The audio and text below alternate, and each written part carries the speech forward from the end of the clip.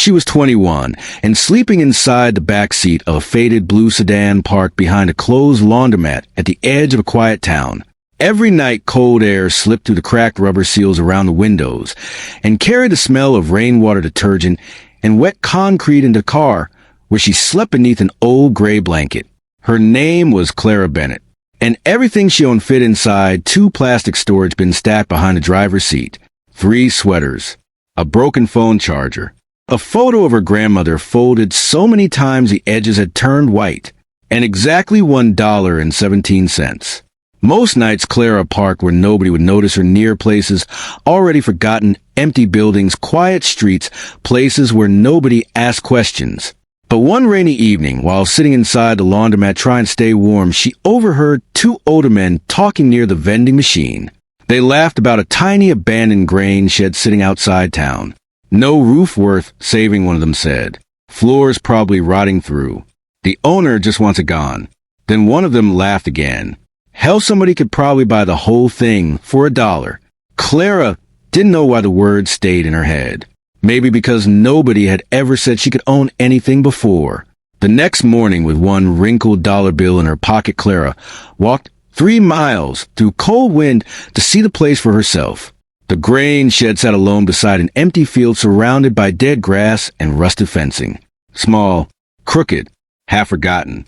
But something about it felt strange. Not dangerous. Not welcoming either. Just waiting. And what Clara didn't know was that the little $1 shed had been hiding something untouched for nearly 40 years. Something nobody had noticed. Something that would completely change her life. But not in the way anyone expected. Before we continue, stories like this make you feel something, real stories about struggle, second chances, and hidden hope, take a moment to subscribe. And while you listen, think about this. What's the smallest thing that ever changed your entire life? Because for Clara, it started with $1. Clara grew up in a narrow white farmhouse outside the town of Dawson Ridge. The house always smelled like cinnamon tea machine oil and old wood smoke. Her grandfather, Walter Bennett, repaired watches inside a tiny workshop attached to the barn. Hundreds of clocks hung from the walls. Some worked, most didn't. But every evening, just before sunset, Walter wound each clock by hand anyway. Ticking filled the room like soft rain. Clara used to sit beside him on an old stool with her chin resting on the workbench while he repaired tiny brass gears beneath a yellow lamp. You listened carefully, he used to whisper. Everything broken tells you how it wants to be fixed. Back then, Clara believed he could repair anything. Broken watches, broken radios, broken doors, maybe even broken people. Her grandmother, Evelyn, baked bread every morning before sunrise. Clara always woke to the smell drifting through the hallway. Warm flour, butter, coffee, rain tapping softly against the windows. Those mornings felt safe, simple, like life would always stay gentle. But things changed after Walter got sick. The watch shop stopped making money first. Then the medical bills arrived. Then the arguments. Her father started drinking more after losing his construction job during a factory shutdown 2 towns away. Some nights Clara heard plates breaking downstairs while her grandmother cried quietly in the kitchen. Her mother worked double shifts at a diner until exhaustion hollowed her face. The farmhouse slowly became quieter. Not peaceful quiet, heavy quiet. The kind where nobody says what they're really feeling. When Clara turned 14, Walter gave her an old brass compass from his workshop. It belonged to my father, he said softly. The metal was scratched and faded from years of use. Why are you giving it to me? Walter smiled without looking up from his chair. Because sometimes people get lost without realizing it. Clara kept the compass with her everywhere after that, even years later, even after everything fell apart. Walter died during winter. The morning after the funeral, Clara walked into the workshop and heard silence for the first time in her life. No ticking, no tools moving, no humming radio, just dust floating through pale sunlight. It felt wrong, like the room itself had stopped breathing. After he died, the family started unraveling faster. Bills piled up across the kitchen table. Her father disappeared for days at a time. Her mother stopped laughing completely. Eventually, the farmhouse was sold to cover debts. Clara still remembered watching strangers carry boxes to the front door while rain covered the windows outside. Nobody asked what she wanted to keep. Nobody cared about the clocks, or the workshop, or Walter's tools. Most of it disappeared into auctions and storage units. By 18, Clara was working at a roadside diner pouring coffee for truck drivers overnight. The smell of grease stayed trapped in her clothes long after every shift. She saved money carefully at first, tried community college for 1 semester, tried renting a tiny apartment with peeling walls and broken heating, tried pretending she was okay. Then her mother got sick. Hospital visits replaced classes. Bills replaced savings. By 21, Clara had nothing left except the old sedan and the compass. Sometimes at night, she held the compass beneath the dim dome light inside the car and listened to the tiny needle shake. North, always north, like it still knew where it belonged. Unlike her, the abandoned grain shed sat nearly 6 miles outside Dawson Ridge. Clara reached it just before evening. Wind rolled through the empty fields in slow waves, bending dead grass beneath gray clouds. The structure looked worse up close. Weathered wooden walls leaned slightly sideways. One small window was boarded shut. Rust covered the hinges. The roof sagged in the middle, like it might collapse during the next storm. A faded sign near the door still showed the outline of old lettering nobody could read anymore. Clara stood there for a long moment, gripping the dollar bill in her pocket. This is stupid, she thought. But another voice inside her answered quietly. Maybe stupid is all you have left. The owner lived nearby in a trailer surrounded by old tractors and broken farming equipment. An older man named Raymond answered the door. He looked surprised when Clara asked about the shed. You serious? She nodded. I heard you'd sell it. Raymond laughed softly. Ain't worth the wood it's built with. He studied her for a moment. Then he noticed a sedan parked down the dirt road. And maybe he understood more than she said aloud. You got $1. Clara pulled the wrinkled bill from her coat pocket. Raymond stared at it for a second before shaking his head with a tired smile. Guess it's yours. No paperwork. No ceremony. Just $1 exchange between 2 tired people standing beneath a cold evening sky. Clara walked back toward the shed holding the tiny rusted key Raymond handed her. And for the first time in years, something felt different. Not hope exactly, but close enough to hurt. The inside smelled like damp with dust and old grain buried beneath decades of moisture. Light pushed through cracks in the walls in thin golden lines. The floor creaked beneath every step. Clara spent the first night sweeping dirt into piles using an old push broom she found hanging near the door. Mice scattered through corners. Wind rattled the roof overhead. But somehow it still felt safer than the sedan. Near midnight, while laying her blanket across one corner of the floor, she heard something strange. Knock, knock, knock. Soft, hollow. She sat up immediately. The sound came again beneath the floorboards somewhere near the back wall. Clara froze. The wind outside had stopped completely. The shed was silent again. She told herself it was probably loose with shifting from temperature changes. Still, the next morning she walked slowly across the floor, tapping different boards with a hammer she found buried in a cabinet. Most sounded solid, but near the back corner, one section sounded empty underneath. Clara knelt carefully. The wood looked older there, cleaner somehow, like it had been replaced years after the rest. She ran her fingers across the boards and noticed tiny scratch marks near the nails, like someone had opened them before, then sealed them shut again. Days passed. Clara stayed. She cleaned broken glass, patched holes using scrap wood, sold old metal pieces from the property for small amounts of cash, enough for canned soup, enough for gas, enough to survive another week. But every night she kept thinking about the hollow sound beneath the floor. And other strange things started happening too.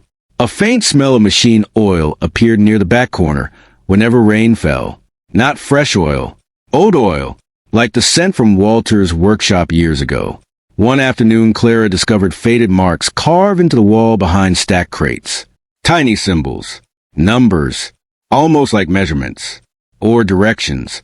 She traced them slowly with her fingertips, then froze, because one symbol looked painfully familiar. a small compass shape, exactly like the brass compass Walter gave her. Her heartbeat quickened. That couldn't be possible. Walter had never mentioned this place. Had he? Clara tried remembering old conversations from childhood. Fragments surfaced slowly. Her grandfather talking about storage buildings during difficult winters. Her grandmother once mentioning the field outside Dawson Ridge. Tiny details she never cared about back then. Now they returned like pieces of something unfinished. That night, Clara barely slept. Rain hammered against the roof while wind moaned through cracks in the walls. Near 2 a.m., she heard the hollow knocking sound again. 3 knocks. Pause. Then silence. This time she grabbed a lantern immediately. The sound came directly beneath the marked floorboards. And suddenly, she noticed something else. One nail looked newer than the others. The next morning, Clara borrowed tools from Raymond. Crowbar, hammer, flashlight. Raymond watched her load them into the sedan. "You fixing the place up?" "Trying to." He nodded slowly. "You know folks used to say that you belonged to a mechanic before your time." A mechanic. Worked on farm equipment, quiet man, kept to himself. What happened to him? Raymond shrugged. Vanished one winter. Clara felt cold suddenly. What was his name? The old man frowned while thinking. Walter something. Her stomach tightened. Bennett. It had to be. That night Clara waited until sunset before kneeling beside the strange boards. The lantern light shook softly against the walls. Her hands trembled around the crowbar. Carefully, slowly, she pried the first board loose. Dust exploded upward. Beneath, it was darkness. Deep darkness. And cold air drifting upward from below. Clara's breathing stopped. There was space under the floor. Not a crawl space. Something larger. Much larger. For several seconds, Clara couldn't move. The lantern light barely reached below the opening. Then she saw it. A narrow wooden ladder disappearing underground. Her pulse thundered inside her ears. Nobody builds a hidden ladder beneath a grain shed for no reason.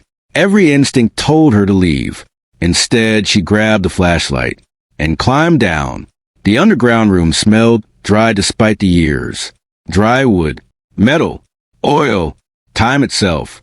The flashlight beam moved slowly across shelves lining the walls. Boxes, tools, glass jars. Old machine parts wrapped carefully in cloth. Everything preserved like someone intended to return someday. Then Clara saw the desk. A single wooden desk sitting beneath hanging shelves. And resting on top of it, Walter's watchmaker glasses. She covered her mouth instantly. No way. Her knees nearly gave out. The room belonged to her grandfather. On the desk sat dozens of notebooks filled with careful handwriting. Repair records, maps, personal notes, and beneath the notebooks, a locked metal cash box. Clara found the key taped under the desk drawer. Inside the box were stacks of old bills wrapped in faded paper bands. Savings. Years of savings. More money than Clara had ever seen in her life. She stared silently, hands shaking, tears filling her eyes. But that wasn't what broke her completely. At the very bottom of the box sat a sealed envelope. Her name was written across the front. Clara. She opened it carefully. Inside was a letter written in Walter's uneven handwriting. If you are reading this, then life probably became harder than I hoped it would. I wanted to leave more behind for this family, but sometimes pride makes people hide things instead of sharing them. This place was built slowly over many years, piece by piece, dollar by dollar. Not for wealth, for survival. If you found it, then maybe you needed it most. But listen carefully, Clara. Money disappears fast. Skill stay. Patience stays. Kindness stays. And people who survive difficult times become stronger than they realize. Clara stopped reading because she couldn't see through the tears anymore. She sat alone in the underground room for a long time, holding the letter against her chest while silence surrounded her. Not empty silence. Warm silence. Like her grandfather was somehow still there beside her, waiting all those years. Clara didn't become rich overnight. Most of the money went toward paying debts first, then fixing the shed properly, then renting a tiny apartment nearby. She used Walter's notebooks to repair old clocks and tools the same way he taught her years ago. At first, nobody trusted her work.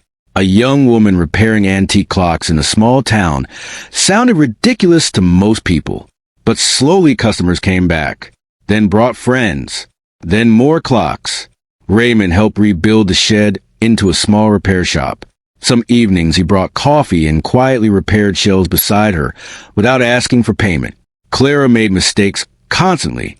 She ruined repairs, lost customers, cried alone after difficult days. But she kept going, because every time she wanted to quit, she remembered Walter winding broken clocks, even when nobody believed they still worked. Years later, the old grain shed no longer looked abandoned. Warm light glowed through the windows each evening. Soft ticking filled the air again. And sometimes Clara caught herself smiling without realizing it, not because life became perfect, but because it finally felt like hers. People think hidden treasure changes lives because of money, but sometimes a real treasure is proof that somebody believed in you before you believed in yourself. Walter didn't leave Clara millions.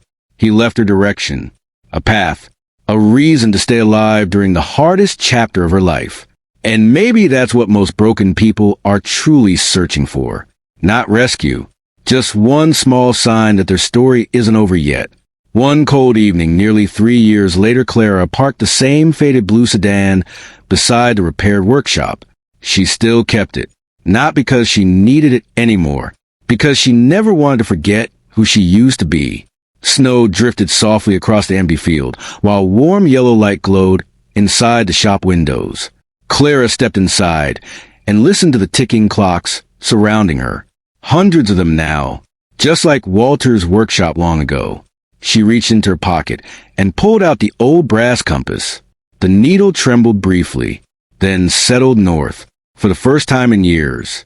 So had she, and somewhere beyond the windows, cold wind moved through the dark fields exactly the way it had the night. She arrived with $1 in her pocket. Only now, she wasn't lost anymore. If this story touched you in any way, subscribe for more emotional mystery stories like this one. And in the comments, tell us about a moment when your life changed unexpectedly.